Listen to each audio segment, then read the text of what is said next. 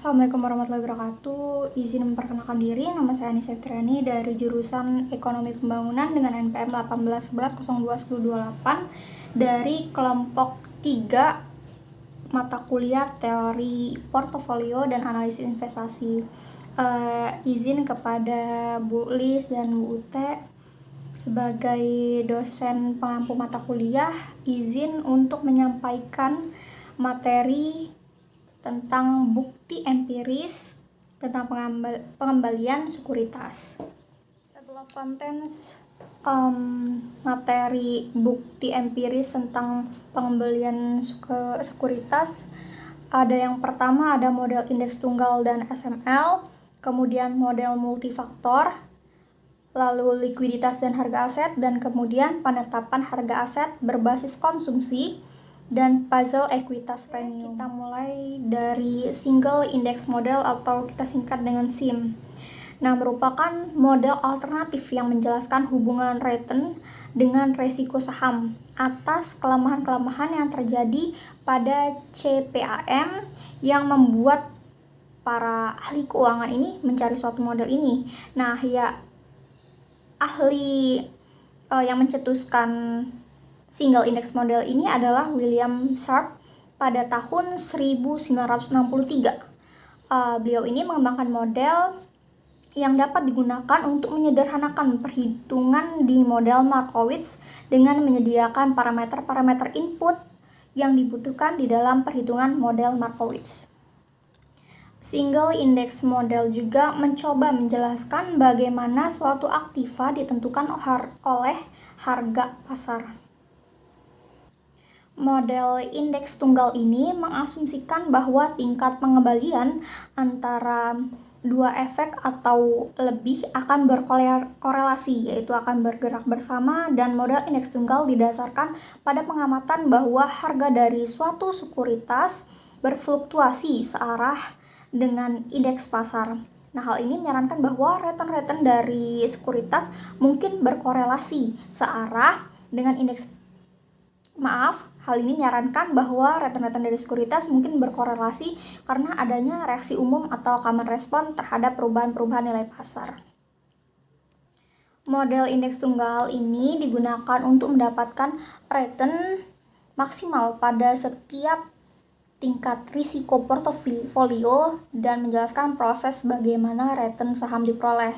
Nah, di sini ada salah satu rumus dari bukan salah satu, maksudnya ini adalah rumus dari single index model. Nah, di dalam rumus tersebut beta dibagi dengan koefisien determinasi dikali dengan ERB dikurang C bintang. Nah, RB di sini merupakan rasio yang dapat mencerminkan tingkat keuntungan. Nah, untuk mendapatkan kandidat portofolio kuat, RB harus dibandingkan dengan C bintang ini atau cut off point untuk menghasilkan saham-saham yang memiliki tingkat return yang tinggi dan risiko yang minimal yang dapat mengeliminasi risiko tidak sistematis. Nah, jika IRB suatu sekuritas lebih besar dari angka batas C atau C bintang atau cut off point, maka portofolio tersebut masuk sebagai kandidat portofolio. Selanjutnya adalah SML atau Security Market Line yang merupakan penggambaran secara grafis model CAPM. Nah, Security Market Line ini atau SML menunjukkan hubungan antara besarnya risiko sistematis dengan tingkat pengembalian yang diharapkan. Nah, penjelasan saham berdasarkan SML yaitu memilih saham yang efisien. Nah, bisa kita lihat di grafik samping. Kita ketahui bahwa semakin besar risiko sistematis atau beta, maka semakin kecil tingkat keuntungan yang diharapkan. Nah, di sini kita simbolkan dengan E(RI). Hal tersebut menunjukkan terdapat hubungan yang tidak searah antara beta dengan tingkat pengembalian yang diharapkan. Karena kita tadi sudah membahas tentang SML, jadi kita akan mengulas kembali tentang model CAPM atau Capital Asset Model Pricing yang dipublikasikan oleh Sharpe dan Lindner yang merupakan model untuk menyediakan tolak ukur tingkat return untuk mengevaluasi kemungkinan alternatif investasi, memprediksi keseimbangan return ekspektasi dari suatu aset berisiko, dan memberikan kemungkinan mengenai return yang belum diperdagangkan di pasar. Nah, si Capital Asset Pricing Model ini atau CAPM mendefinisikan bahwa para investor adalah perencana pada suatu periode tunggal yang memiliki persepsi yang sama mengenai keadaan pasar dan mencari mean variance dari portofolio yang optimal. Nah, CAPM ini mengasumsikan bahwa pasar saham yang ideal adalah pasar saham yang besar dan para investor adalah price takers. Tidak ada pajak maupun biaya transaksi, semua aset dapat diperdagangkan secara umum. Para investor dapat meminjam pada jumlah yang tidak terbatas pada tingkat suku bunga tetap yang tidak berisiko atau fixed risk free rate. Nah, dengan asumsi ini semua investor memiliki portofolio yang resikonya identik.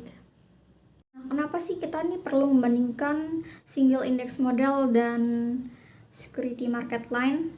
Nah, perlu kita tahu kan, security market line ini adalah salah satu model dari CAPM atau Capital Assets Model Pricing. Dan SIM ini atau single index model ini adalah perbaikan dari CAPM itu. Nah, tujuannya untuk mengetahui portofolio optimal yang merupakan portofolio dengan kombinasi return ekspektasian dan risiko terbaik. Jika tadi kita menyinggung tentang portofolio yang efisien, kini kita membahas tentang portofolio yang optimal. Nah, portofolio yang efisien adalah portofolio yang baik, tapi belum yang terbaik gitu. Portofolio efisien punyai suatu faktor yang baik, yaitu faktor return ekspektasian dan faktor risikonya. Keduanya masih belum terbaik gitu. Maka portofolio optimal merupakan portofolio dengan kombinasi return ekspektasian dan risiko yang terbaik menurut dari Jogianto pada tahun 2017. Untuk menentukan portofolio optimal, kita kan harus menghitung return saham-saham individual yang telah memenuhi kriteria untuk dijadikan portofolio optimal. Nah, dengan salah satu caranya itu dengan CAPM, dengan perhitungan CAPM, single index model, dan nanti akan kita lebih bahas lagi mengenai model-model dari perbaikan dari model CAPM, perbaikan atau kritik dari model CAPM gitu. Baik, kita akan masuk ke dalam penjelasan tentang model multifaktor yang dicetuskan oleh Fama dan French. Nah, model ini mempengaruhi return harga saham dengan mengkombinasikan CAPM dan APT. Nah, menurut Fama dan French, ini sering disebut dengan FF ya, beta saham sebagai indikator risiko pasar tidak mampu menjelaskan return saham apabila dilakukan pengujian secara parsial.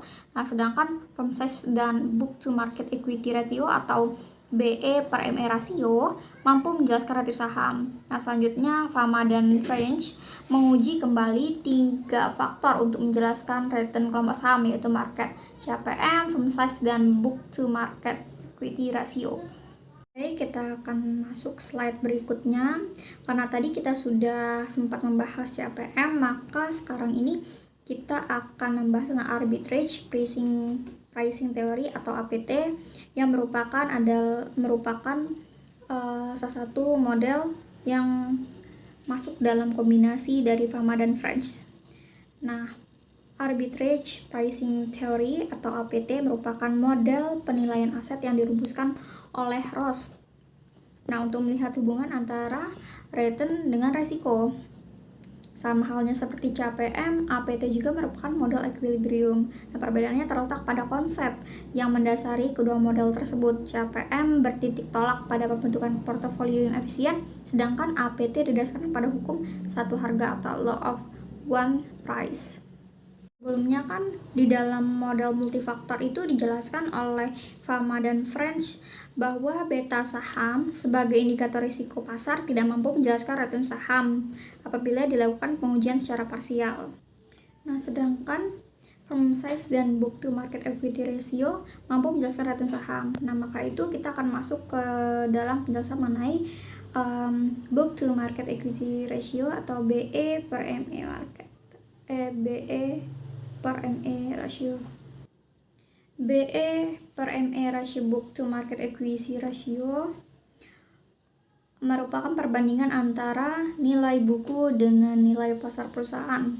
Book equity value adalah merupakan nilai aset perusahaan dikurangi dengan kewajiban dan saham preferen. Nah, sedangkan market value adalah jumlah saham biasa yang beredar dikalikan dengan closing price saham perusahaan pada akhir tahun. Nah, hasil pembagian tersebut akan dikelompokkan menjadi 3 kategori, yaitu perusahaan dengan BE atau ME tinggi, medium, dan rendah. Nah, dasar pembagian kelompok saham tersebut adalah 30% BE per ME teratas dikelompokkan ke dalam perusahaan dengan BE per ME tinggi, 40%-nya ke medium, dan 30% yang terkecil dikelompokkan ke dalam BE per ME rendah. Oke, selanjutnya kita masuk ke dalam likuiditas dan harga aset. Nah, Acharya dan Pedersen menyimpulkan bahwa menambahkan efek likuiditas ini ke CPM konvensional meningkatkan kemampuan untuk menjelaskan pengembalian aset yang diharapkan. Nah, likuiditas ini kan masuk ke dalam CPM. Nah, ini merupakan model penetapan harga aset dengan memperhitungkan likuiditas atau lebih tepatnya biaya transaksi atau liquidity cost. Nah, isi likuiditas ini diangkat karena menjadi isu utama dalam membuat keputusan investasi. Nah, ukuran untuk mempresentasikan liquidity cost ini adalah bid-ask spread dan zero return days. Nah, bid-ask spread ini merupakan selisih antara bid price and ask price.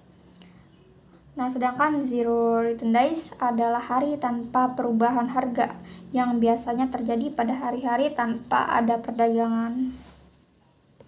Selanjutnya kita masuk ke dalam model penetapan harga aset modal atau CCAPM. Nah, model penetapan harga aset modal CCAPM ini adalah perpanjangan dari model penetapan harga aset modal CAPM yang menggunakan beta konsumsi dan bukan beta pasar untuk menjelaskan premi pengembalian yang diharapkan di atas tingkat bebas risiko. Nah, komponen beta dari rumus CCAPM dan CAPM ini mewakili risiko yang tidak dapat didiversifikasikan. Nah, beta konsumsi didasarkan pada volatilitas saham atau portofolio tertentu. Nah, CCAPM ini memprediksi bahwa premi pengembalian aset sebanding dengan beta konsumsinya. Yang terakhir ada teka-teki premi ekuitas atau di sini biasa disebut dengan EPP. Nah, teka-teki premi ekuitas ini mengacu pada kinerja historis saham yang terlalu tinggi atas surat utang negara yang sulit dijelaskan. Nah, premi risiko ekuitas ini biasanya didefinisikan sebagai pengembalian ekuitas yang minus di treasury bill. Nah, diperkirakan antara 5% dan 8% di Amerika Serikat. Nah, premi seharusnya kan mencerminkan risiko relatif saham dibandingkan dengan sekuritas pemerintah yang bebas risiko. Namun, teka-teki ini muncul karena presentasi besar yang tidak terduga dan menyiratkan tingkat penghinaan risiko yang sangat tinggi di antara para investor.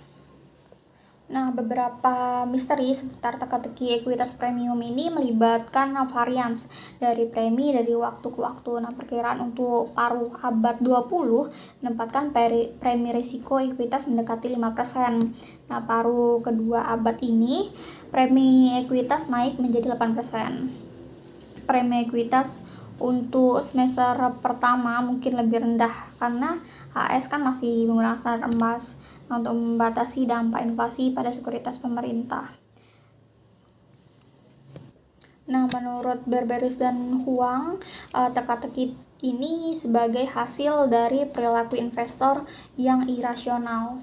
Dan perlu diketahui bahwa teka-teki premi ekuitas ini berasal dari pengamatan bahwa pengembalian ekuitas melebihi tingkat bebas risiko sampai batas yang tidak konsisten dengan covariance pengembalian dengan risiko konsumsi dan tingkat penghindaran risiko yang wajar setidaknya ketika tingkat pengembalian rata-rata diambil untuk mewakili ekspektasi.